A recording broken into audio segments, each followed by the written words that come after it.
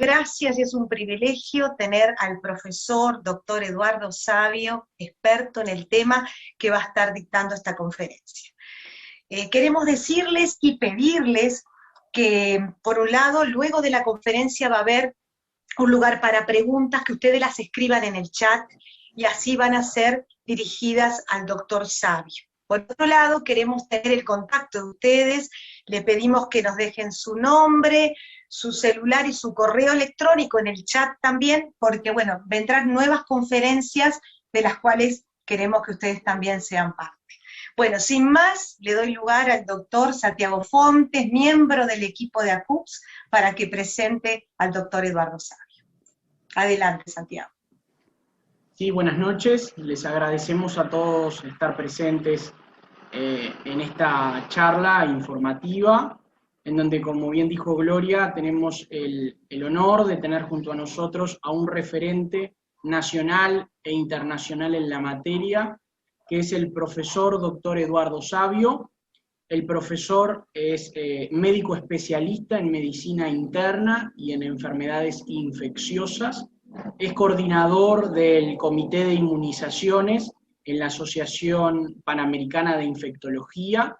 Es exdirector de la Cátedra de Enfermedades Infecciosas de la Facultad de Medicina de la Universidad de la República y forma parte de la Unidad de Infectología del Hospital Evangélico, en el cual somos colegas. Así que, profesor, muchísimas gracias por amablemente acceder a esta charla informativa que es tan importante para nosotros, tanto personal de la salud como población en general, y a quien usted accedió amablemente a brindarnos esta charla. Así que, profesor, cuando usted quiera le damos paso. Puede compartir su pantalla, probamos y le damos paso a usted, que es el que realmente todos vinieron a escuchar. Perfecto. Bueno, te agradezco mucho. ¿Me están viendo realmente? ¿Sí? Ok. Sí, es así. Le agradezco mucho. Sí, le agradezco mucho al doctor Fonte la invitación a participar en esta reunión de discusión y de intercambio en medio de las incertidumbres. Hace un año que estamos en incertidumbre, ahora también, pero con una expectativa muchísimo mejor. Por eso hoy vamos a hacer, tal como él pidió, un breve repaso de este evento pandémico, bien centralizado en las vacunas, que es lo que ahora realmente importa. Entonces, en este momento, yo voy a intentar iniciar mi presentación. En caso de que no lo pueda compartir, cosa que no creo, le pediré a Santiago que lo haga. Vamos a ver. Ya estamos viendo, profesor. A propósito, mientras usted va encargándose de temas técnicos, le voy a decir a los participantes que al final de la charla tendremos un espacio para preguntas. Vamos a seleccionar un número finito de preguntas, porque como ustedes saben, el tiempo es un factor importante, pero siéntanse libres de hacer las preguntas en el chat, y por favor reiteramos que si pueden, silencien sus micrófonos al ingresar para no distorsionar la dinámica de la charla. Muchas gracias. Ok, ahora quiero saber si están viendo exactamente el primer slide, ¿sí? Debería, profesor, dar doble clic sobre el primer slide, o poner presentación con diapositivas, que usted lo tiene arriba. Ahí está.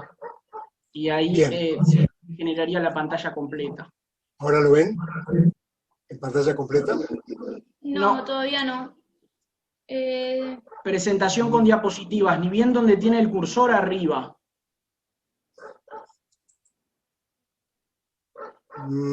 Esto no es.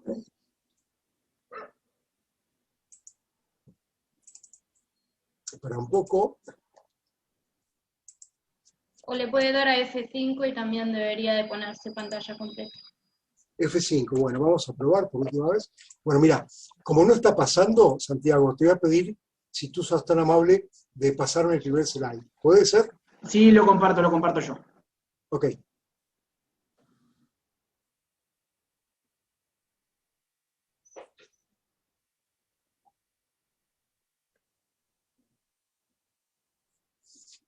Bueno, ok, creo que ahora sí lo están viendo.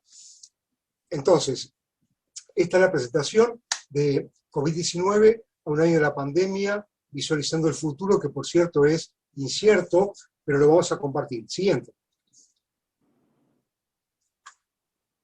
Entonces, ¿qué es lo que nos ha pasado en todo este tiempo? Tuvimos mucha información diaria durante el último año, básicamente por datos que fueron comunicados por medios con un alto impacto de opinión, como el New York Times, The Washington Post, The Economist, El País de Madrid, lo que sea, y que son replicados por medios locales en cada país, como cada uno lo interpreta. Esto lleva a que la opinión pública, hace un año, está manejando e interpretando datos sobre aspectos que les son desconocidos, que no tienen por qué conocer, como son de epidemiología, que hablan de tasas de letalidad, del RT, de la incidencia acumulada, y sobre todo la gran discusión de hoy de la biología molecular, del PCR y sus ciclos. Algo que era impensable hasta antes de la pandemia, cuando todos opinan de todo, en una cuestión que es realmente muy, muy técnica, ¿verdad?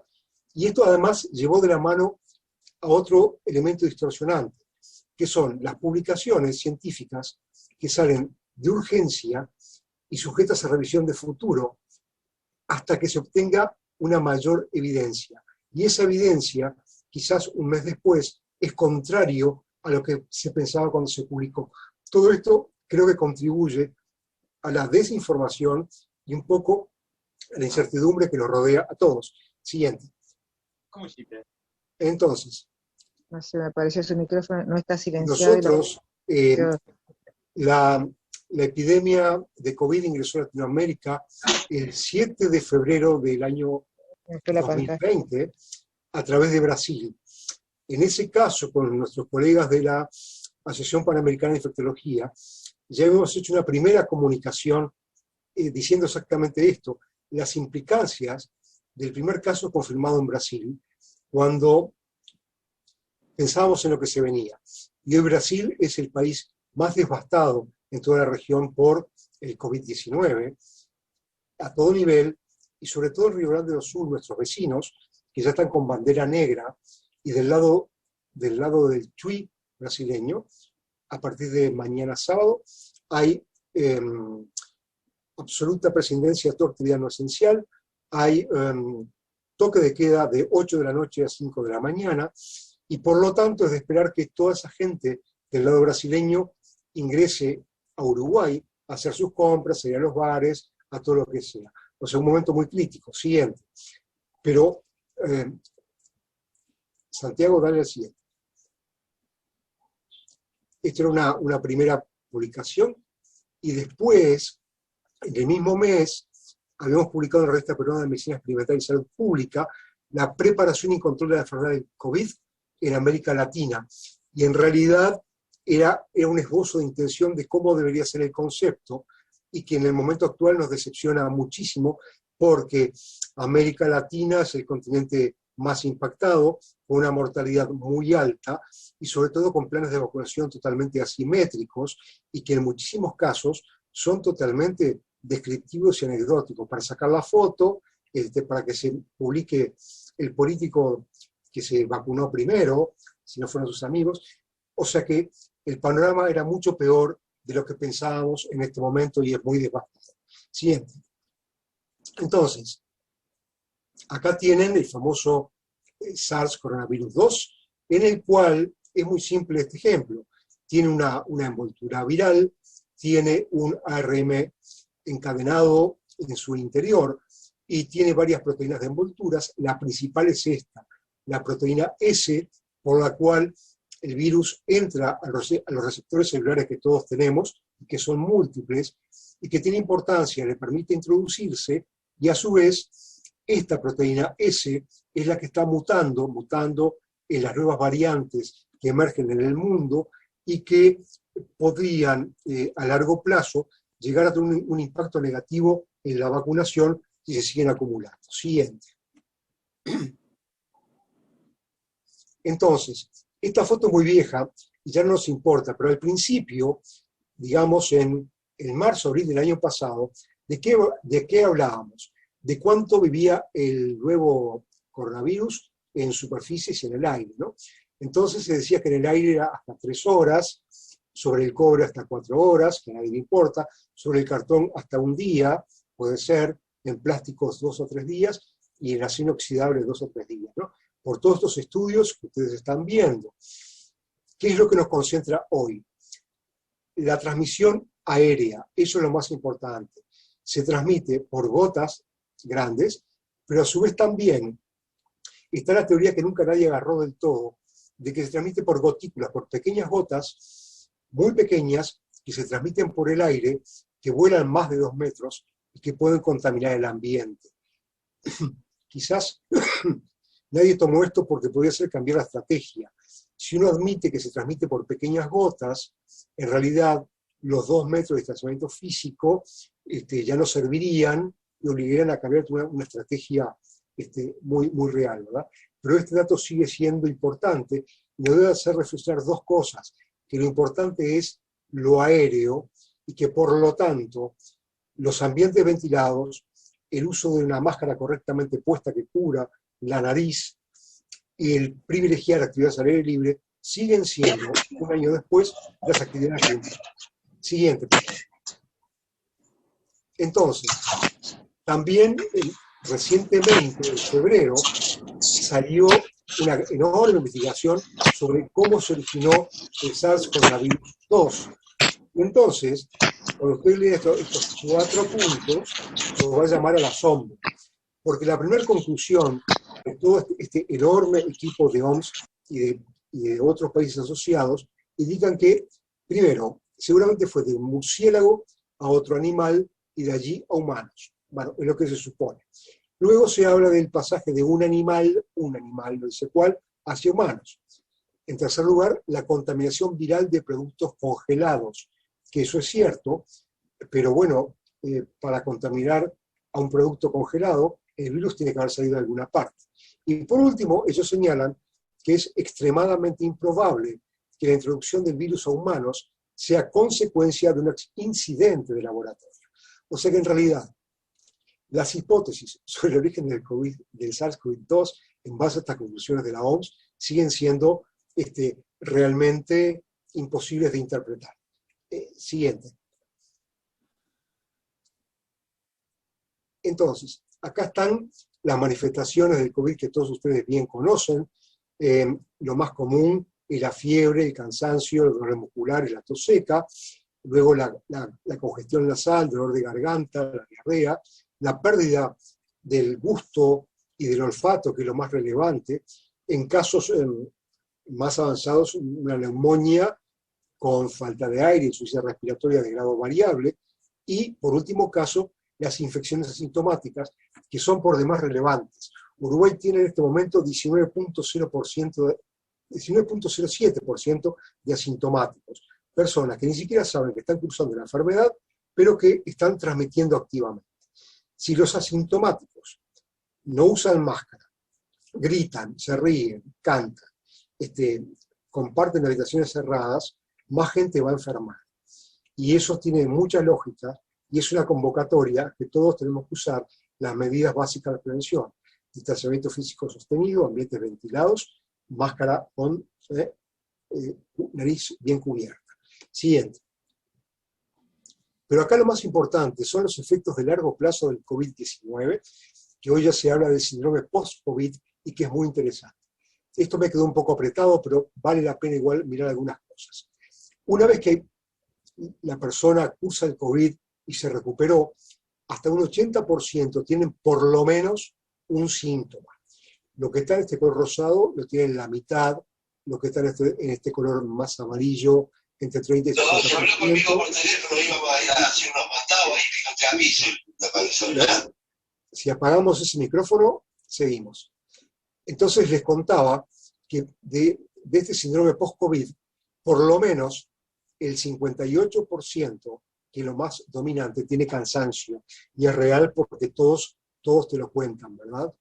Pero hay un 23%, por ejemplo, que continúan por un buen tiempo con la pérdida del gusto, la geusia. Y eso hoy está demostrado que puede durar por lo menos hasta 5 meses, ¿verdad? Otra cosa importante que también vemos en el síndrome post-COVID son la cefalea, un 44%, esto es dolor de cabeza. Siguiente. Y otra cosa, siguiente, Santiago. Otra cosa que no es menos importante son las artralgias, los dolores articulares, que están referidos globalmente como un 19%. O sea que buena parte de los que cursaron el COVID, algunos no tienen nada, otros siguieron post-COVID con cansancio persistente, falta de aire, muchos te cuentan dolor en el pecho, lo hayan tenido o no antes, y la mayoría tienen dolores articulares y musculares que les son realmente muy invalidantes y para lo cual no hay ningún tratamiento específico. O sea que ya no solo importa el COVID en lo inmediato, sino las secuelas físicas en este caso, y también las emocionales, sociales, laborales, que a tanta gente le pasa. Siguiente. Entonces, en estos números, que son números país, es muy importante que miremos este dato, dónde está impactando más el COVID en lo que hace infecciones. Y entonces, de los 25 a los 34 años, es la más alta tasa de incidencia acumulada en nuestro país, como que viene siéndolo hace muchos meses. Y de 35 a 44 es lo que le sigue. Quiere decir que el grupo de 25 a 44 años, gente joven, activa, que trabaja, que socializa, es en ellos donde más impacta la infección. Y por tanto, son ellos los que más están infectando, que quizás no enfermen gravemente, pero los que más están transmitiendo a los que sí van a enfermar con forma de alto impacto, los adultos mayores y con comorbilidades. Quiere decir que en los grupos que más se movilizan y socializan es donde la infección está generándose y transmitiéndose hacia arriba, sin descontar los 15 a 24 años, que no es nada despreciable, y que son realmente los que tienen menor percepción de riesgo, que menos adhieren a las reglas de prevención, y esto no es crítica, sino que es algo totalmente normal en esas edades, pero son edades para aprender también y cambiar conductas. Siguiente. Y esto también es importante, hay que saber leer los números, ¿verdad?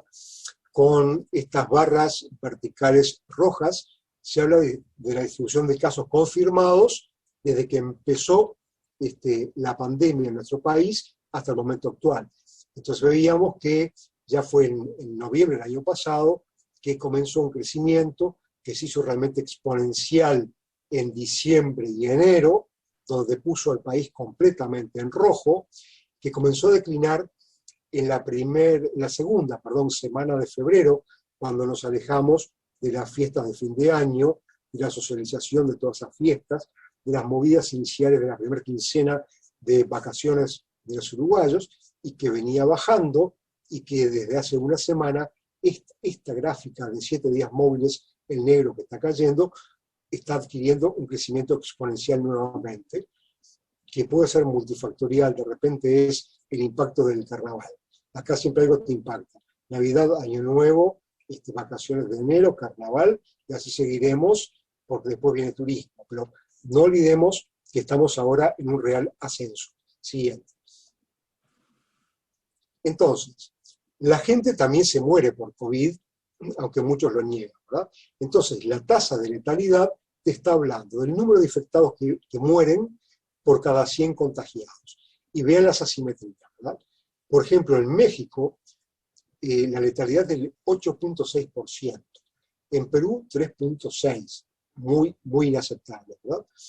La tasa global mundial de letalidad es de 2.2, y en Uruguay, hasta el momento, que era el 10 de febrero, pero no nos cambió nada, es del 1.1. Por lo tanto, no tenemos que tomar acciones que hagan que esta tasa de mortalidad aumente, porque la mortalidad puede seguir siendo evitable en COVID si se toman prevenciones, y más ahora que se vienen las vacunas que buscan justamente disminuir la mortalidad. Siguiente. Entonces, todo esto es por demás conocido por ustedes, es el mapa del país con el P7 de Harvard, que nos pone en un color verde, amarillo, naranja o rojo, de acuerdo a que el índice de casos en los últimos 7 días móviles sea menor de 1, sea entre 1 y 10, sea entre 10 y 25, o sea mayor a 25 como estamos hoy. Y vean que esto fue el 9 de febrero, el 11 de febrero ya cambió un poco, o sea que el mirar el día a día no sirve, hay que mirar con tendencias, y hoy tenemos Rivera en rojo, Tacuarembó y Durazno en rojo, Montevideo en rojo. Siempre existe como un corredor, Rivera, Tacuarembó, Durazno, Montevideo, siempre en esa línea donde se está en rojo. Y acá donde inocentemente aparece Rocha, en naranja el 9, en amarillo el 11, bueno, es virtual, porque Rocha ahora está muy amenazado por la bandera negra del Chuy, como les mencioné al inicio, y toda la gente del Chuy brasileño estará pasando a Montevideo, a Rivera, donde no hay toque de queda, donde no hay nada funcionante, y donde van a venir a hacer todo lo que quieren hacer en su lado, y que hoy no lo pueden hacer. Siguiente.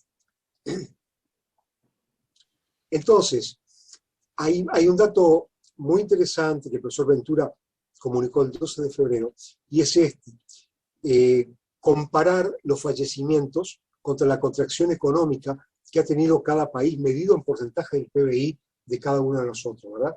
Entonces, ustedes ven acá que hay esferas de distinto tamaño, y entonces el tamaño de la esfera en realidad implica el número de infectados por millón de habitantes.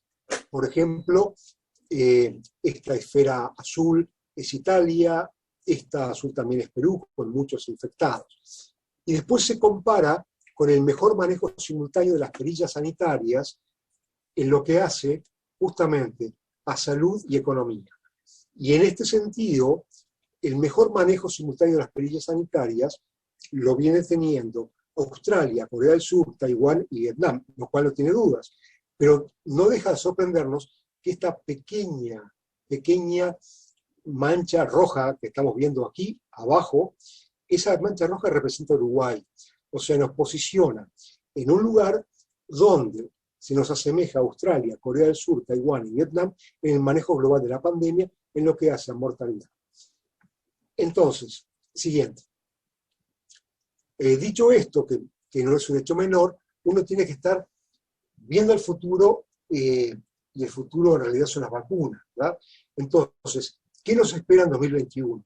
En primer lugar, la vacunación progresiva según la priorización de grupos, que comienza mañana con los vacunadores, y sigue la semana entrante con los que ustedes ya saben, y sigue la otra con trabajadores de la salud.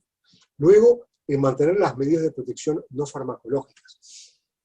El uso adecuado del tapabocas, el lavado con alcohol gel, los ambientes ventilados, evitar espacios cerrados, el distanciamiento físico sostenido, son algo que van a ser una constante a lo largo de todo el año 2021, y el que no lo entienda así, no está ajustándose a la realidad, porque la vacunación no sirve de nada hasta que no avance, y el mantener estas medidas lo tenemos que hacer y priorizar, ¿verdad?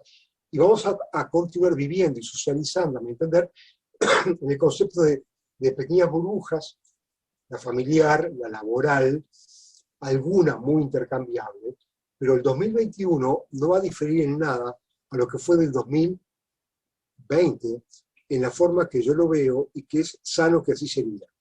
Porque no podemos llegar a fin de año sin estos 3 puntos para comenzar a transitar el camino a salir de la pandemia. Siguiente. Entonces, ¿cuáles son las estrategias en vacunas que hoy todo el mundo habla, verdad? Acá ustedes ven que hay cosas en rojos y hay cosas en negro. Lo que está señalado en rojo son las vacunas que van a estar disponibles en el país, o que ya están llegando y que ya llegaron.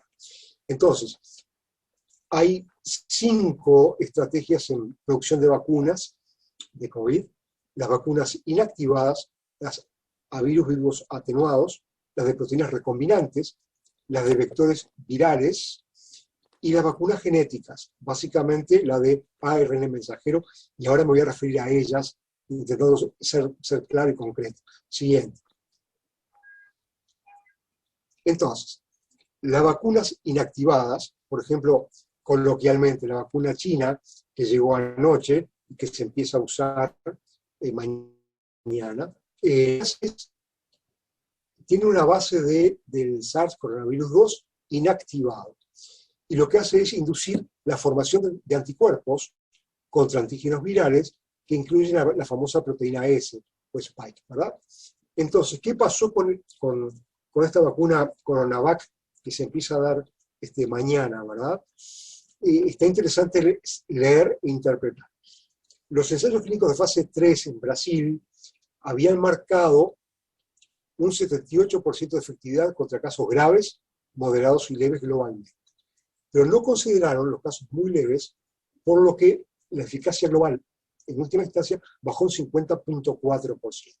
Pero cuando se revisan mejor los datos y se analizan grupo por grupos, se ve que con la vacuna esta que mañana se empieza a dar, hay un descenso del 100% de ingresos a cuidados intensivos, un 74% de evitar formas moderadas y un 50.4% de formas leves o muy leves. O sea, que tiene una eficacia por arriba de los estándares que marca la OMS y que en realidad es muy importante porque te evita las formas graves y sobre todo la mortalidad.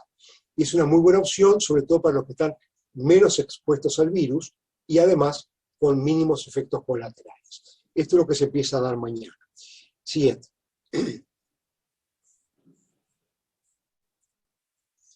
Entonces, las vacunas basadas en vectores virales son extremadamente interesantes, ¿verdad? Lo que se hace es, se injerta el gen de la proteína S en un vector viral y eso va a inducir a la producción de anticuerpos contra la proteína S. Un ejemplo es la vacuna Sputnik, que tiene, mejor dicho, dos vectores virales diferentes que tienen base en un adenovirus humano. Uno es el AD5 para la primera dosis y el otro el AD26 para la segunda dosis. Y esto ya sabemos que genera una respuesta humoral y mediada por células. Los ensayos clínicos de fase 3 que fueron publicados en Lancet y ahora sí, con revisión de pares internacionales, y un poco la deuda que tenían, muestran globalmente una efectividad de 91,6%, sin efectos adversos graves, una efectividad de 100%, evitando formas graves y mortalidad, indican que genera respuesta humoral y celular, y la inmunogenicidad, que es lo más importante, y que ahora se decantó, se da en todos los grupos etarios. Esta vacuna no está en el país, sí está en Argentina y en algunos lugares de Latinoamérica, pero es realmente interesante el camino de evolución que llevó a hacer que, de ser cuestionada y dudosa al inicio por apuros en informar fase 2 y fase 3, llegó a estos estándares altamente establecidos en su comunicación final. Siguiente. Siguiente. Entonces, otra que puede estar muy cercana, a través, esta vez sí, del mecanismo COVAX, ¿verdad?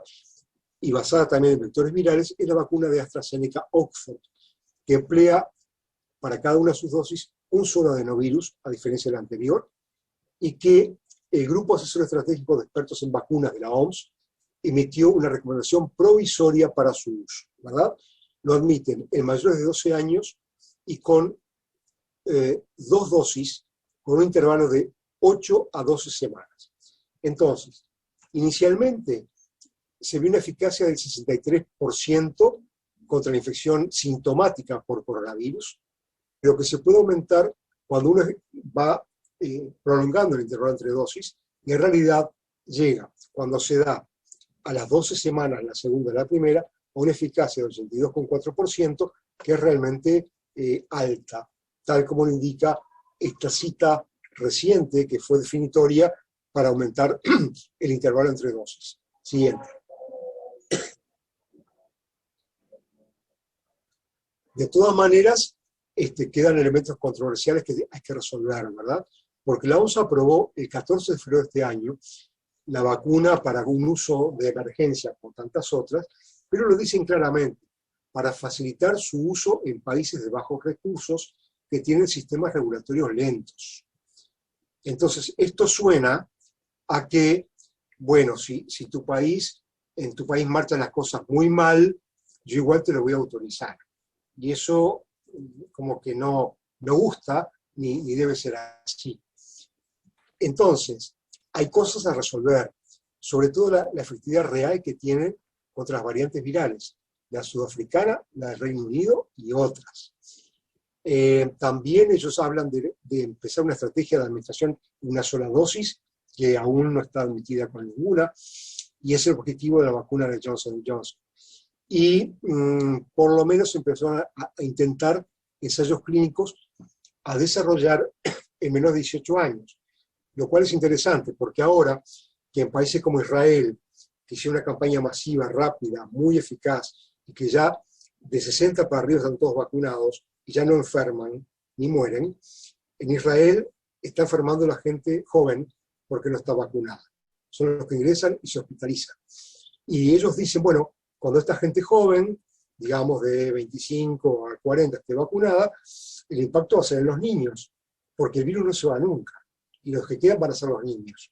Y bueno, y ya hay ensayos que, por último, vamos a ver también, en evaluación de qué hacer con los menores de 18 años. Siguiente.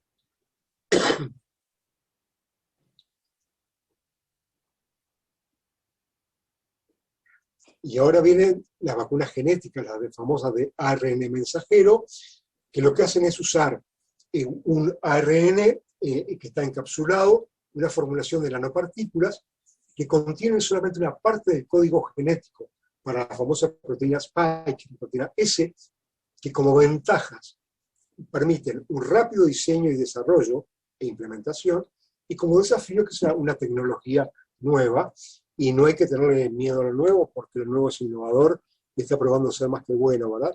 Y lo único que hace la vacuna de ARN mensajero, las que hay, es instruir a nuestras células para que produzcan proteínas virales capaces de reaccionar a un SARS-CoV-2 cuando nos infecta, y justamente que nuestro propio organismo se defienda de él e impida esa infección.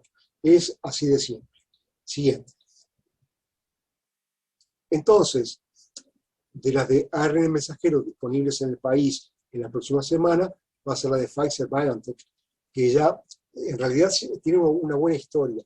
La aprobó la FDA el 11 de diciembre del año pasado por una vía de autorización de uso de emergencia, que aún está efectiva.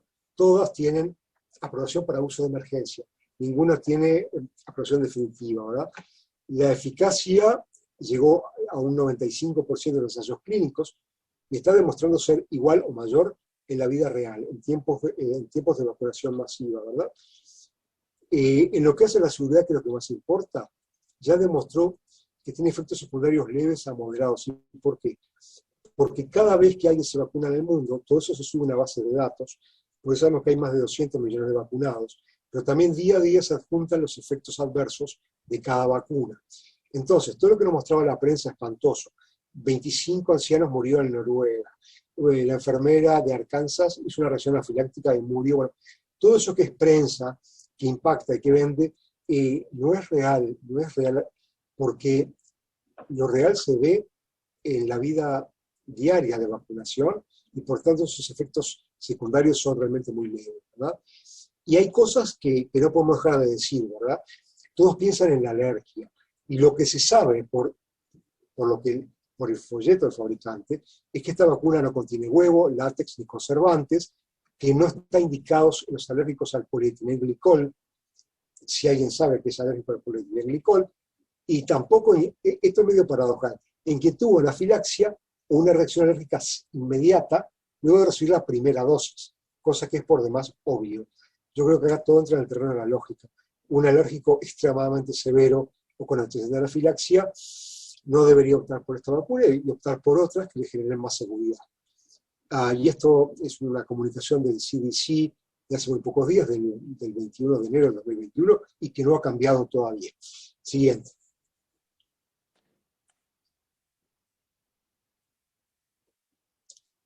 Y bueno, entonces tenemos que ver cómo va la vacunación en las Américas. Y esto se mide en dosis cada 100 habitantes, que es lo más concreto. Entonces, al 10 de febrero, esto ya cambió mucho, en las Américas lideraba la vacunación Estados Unidos con 13.05% dosis por cada 100 habitantes. Luego le seguía Chile, ni más ni menos, que es la que sigue liderando de verdad, con 5.58. Luego venían intentos que son realmente menores, como Brasil, para la población que tiene, con 1.80, Costa Rica de 1.47, Argentina con 1.14, México, que es el país de mayor impacto y muertes, apenas 0.56, y Ecuador un 0.04, pero está bien. Todos se empezaron a vacunar en distinto tiempo, y Ecuador en este momento hacía 3 o 4 días que estaba vacunando. Muchos de estos países iniciaron la vacunación en forma simbólica. La gente recibió las primeras dosis y luego fueron discontinuadas por muchas razones. O sea que no el que empieza antes termina mejor. El ejemplo a seguir, en lo personal, creo que sigue siendo Chile en el momento actual por diversas razones. Siguiente.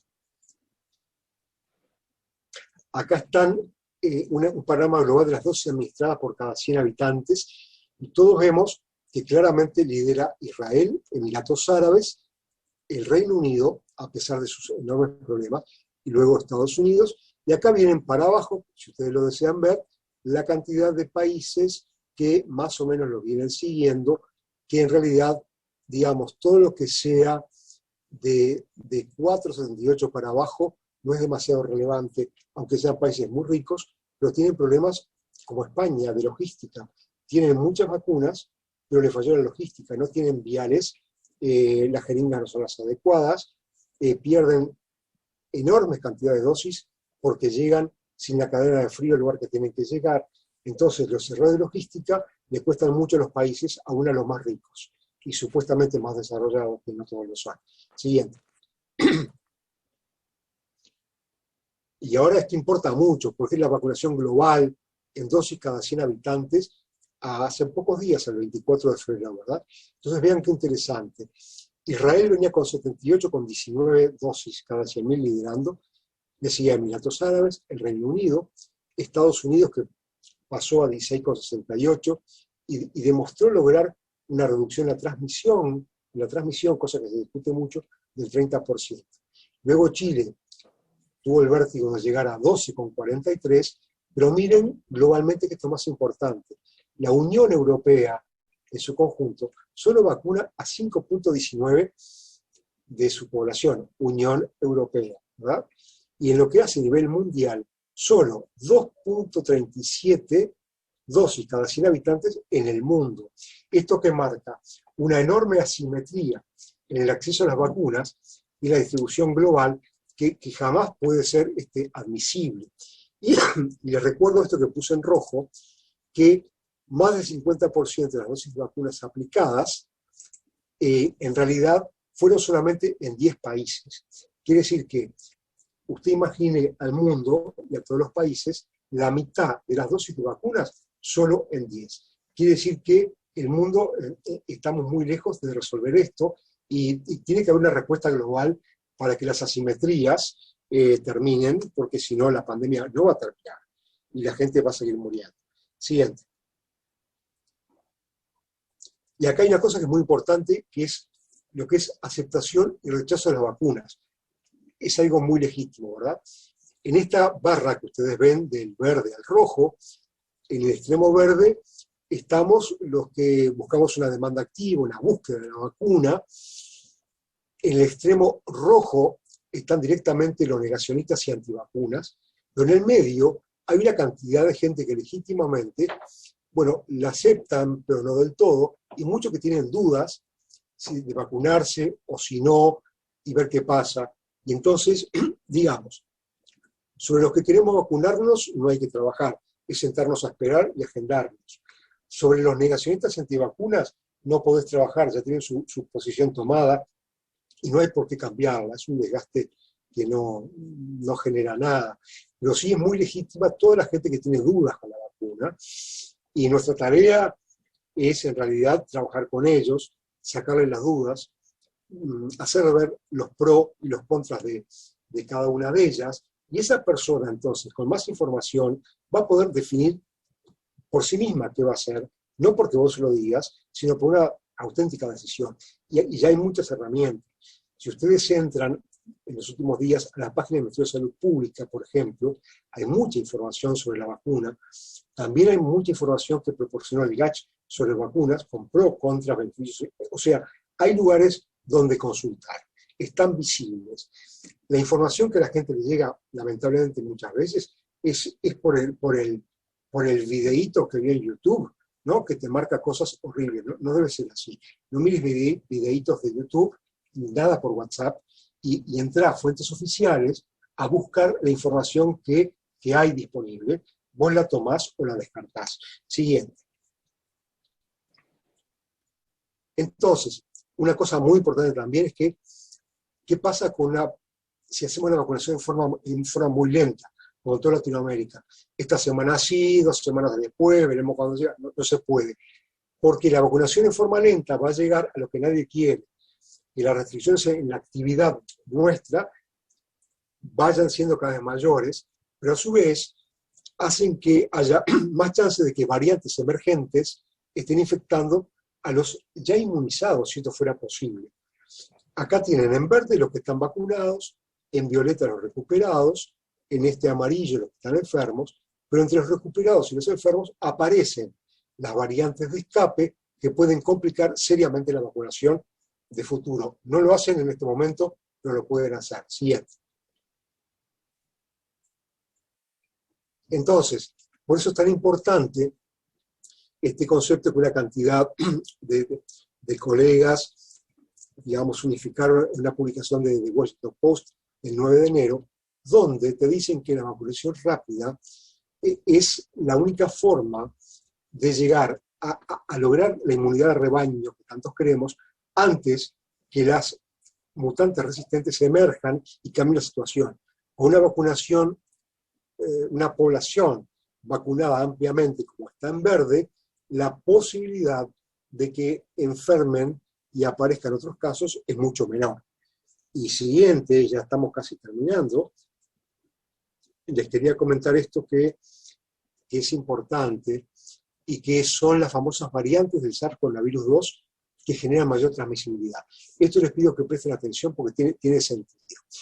La famosa variante del Reino Unido, que está acá la B117, se identificó en Londres y al sur, en Kent, el 14 de diciembre del 2020, y ya está presente en 62 países al momento que yo puse esto el 19 de febrero, pero hoy ya no son 62, son 90 países, ¿verdad? La variante sudafricana, la 501I-V2, que se detectó el 18 de diciembre del año pasado, está ya presente en 30 países. Y más localmente, la variante de brasileña P1, la B1128, que fue la que devastó Manaos, se identificó el 9 de enero, no en Brasil, sino en 4 japoneses, regresando a Japón desde Brasil, y ya se está extendiendo por todo Brasil realmente. De todas estas, la que más impacto tiene es la sudafricana, porque es la que sí ha demostrado poder interferir con algunas vacunas de vectores adenovirales, por lo cual Sudáfrica suspendió la vacunación de su país con AstraZeneca en ese momento, hasta poder definir mejor qué estaba pasando. Siguiente. Entonces, ahora, justamente, cuando el mundo vacuna a adultos mayores, empieza a vacunar a jóvenes, se comienza a explorar la vacunación en menores de 18 años, que hasta ahora era impensable porque nunca se hizo un ensayo en niños o adolescentes. Pero ya hay 4 en marcha que están marcando un camino, ¿verdad? 2 de esos ensayos son con las vacunas de ARN mensajero, la de BioNTech y la de Moderna, que están ensayando estas dosis en niños de igual o más de 12 años. Luego está la de AstraZeneca, que está intentando explorar la posibilidad de vacunar a niños de 6 o más años. Y por último, las 2 a virus inactivados, la Sinopharm y la Sinovac, que exploran vacunar a niños de igual o más a 3 años. Es decir, el camino del futuro a la vacunación de niños, que uno no lo ve tan descabellado, bueno, quizás pueda ser posible de futuro, como tantas cosas que parecían imposibles y que felizmente hoy lo son. Siguiente. Bueno, y con esta foto del lugar que más me gusta del mundo, que es el Cabo Polonio, me despido de ustedes y espero, bueno, si hay preguntas, con gusto contestarlas si puedo. Gracias por su atención. Siguiente y última. Bien, ahora seguramente Santiago me va a derivar las preguntas eventuales que puedan haber.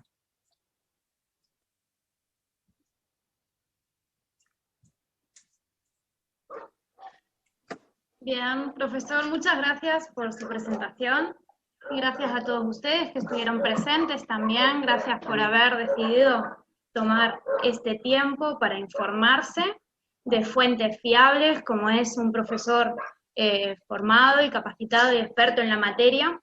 Y bueno, tenemos un par de preguntas y vamos a tratar de gestionarlas. Hay varios que han preguntado cosas similares, así que vamos a tratar de sintetizar también por cuestiones de tiempo, pero muchas gracias a todos por sus preguntas. Bueno, en nombre de ACUPS, entonces, agradecerle, profesora, su disponibilidad de estar presente en esta charla, excelente, muy didáctica para todos nosotros. Y llegaron algunas preguntas que yo traté de sintetizarlas lo máximo posible, pero una de ellas es qué opinión le merece la vacunación en pacientes con alguna condición autoinmune, como por ejemplo enfermedad celíaca o algún terreno predisponente. Hay un caso que pregunta qué opinión le merece, por ejemplo, la vacunación frente a una condición como una enfermedad celíaca. Sí, es muy interesante porque la vacunación en enfermedades autoinmunes y otros terrenos anexos y colindantes causan mucha inquietud y preocupación en la gente, sobre todo los autoinmunes. Hasta el momento actual, y hasta donde se sabe, no existe contraindicación formal para la vacunación en pacientes con enfermedades autoinmunes. Básicamente, ¿por qué? Porque es mucho más grave el riesgo de enfermar y morir por COVID que el hecho de descompensar en algo un autoinmune, cosa que no está demostrado, ¿verdad? Y le pongo un ejemplo, sobre todo con las vacunas a virus inactivados, que en las autoinmunes son completamente permitidas. ¿Por qué? Porque el virus inactivado tiene una muy larga historia de aplicación. Con las de ARN mensajero no hay tanta, pero no existe contraindicación formal. Yo creo que es más en el paciente oncológico en quimioterapia activa y neutropenia severa, donde se puede plantear alguna restricción, que no es el caso de lo que está preguntando en este momento. Perfecto, muchas gracias. Sí, a eso iba una pregunta, porque yo me dedico al tema de la oncología, entonces le iba a preguntar qué opinión le merecía en el paciente oncológico, me lo acaba de contestar. Hay otra pregunta que se refiere a la efectividad de la vacuna. Una vez estando vacunados, ¿cuánto tiempo duraría esa inmunidad vacunal o esa inmunidad que proporciona la vacuna? Planteándolo en términos más coloquiales, ¿cuánto me protegería el estar vacunado? ¿Cuánto tiempo? Sí, es una gran pregunta y la que todos nos hacemos, porque en realidad la respuesta es no lo sabemos. Si uno atiende a los ensayos clínicos, ¿verdad?, de fase 3, llegaría como a 3 meses, pero no porque sean 3 meses, es porque el paño te da para llegar a 3 meses, porque el ensayo terminó hace 3 meses. Ahora con la vacunación en tiempo real, los estudios de fase 4 que se hacen a lo largo de todo el primer año de vacunación, se podrá saber cuánto dura. Entonces, en el mejor escenario, uno diría, bueno, que dure muchísimo tiempo, como a tantas otras, pero nadie puede decir que esto no te implique una caída de anticuerpos protectores a lo largo del tiempo, y que esto se vuelva quizás endémico, y que año a año debas vacunarte de vuelta, no ya con la misma vacuna, sino con alguna modificación. Y justamente hoy día lo que se está empezando a medir es, en algunos estudios, la duración de la subida de anticuerpos con por lo menos 3 vacunas y la curva de descenso potencial que pueden tener. O sea que esa información hoy no la tenemos, en el futuro, en la vida real, lo vamos a tener. Estamos aprendiendo todos. Perfecto, muchas gracias. La siguiente pregunta que realizaban era sobre pacientes que han cursado o que están cursando activamente el COVID en ese momento, ¿cuánto tiempo tienen que esperar hasta poder recibir la vacuna? O si se enferman después de la primera dosis, después cómo se reactiva su plan de vacunación. Sí, en eso sí hay respuestas muy concretas. Oficialmente, aquel paciente que cursó COVID no debe vacunarse hasta 6 meses después de haber sido dado no digo dado de alta, de haberse recuperado, ¿ah? Que es otro concepto, 6 meses. Cuando usted analiza los datos más fidedignos y profundos que hay, que son de estudios muy grandes, que ya están hechos en Estados Unidos y el Reino Unido, lo que sí está claramente demostrado es que los pacientes que cursaron COVID, ya sean formas mínimas o formas graves, seguramente tienen una respuesta de anticuerpos, nunca inferior a 4 meses, y seguramente sobre el 5.º mes también. Por lo tanto, está bien, el que tuvo un COVID-19 no debería vacunarse hasta 6 meses después de estar recuperado. Bueno, profesor, y haciéndole la última pregunta, pues ya llevamos casi 1 hora de charla. Es como mucho. Y la gente se hemos cansa mantenido 110, 111 participantes de manera continua, muy atentos y muy respetuosos, así que agradecemos al auditorio. Usted hablaba y ilustraba muy bien con esa barra, los antivacunas o negacionistas por un lado, los que estamos ansiando la llegada de la vacuna para vacunarnos y para de alguna manera ir reanudando la normalidad.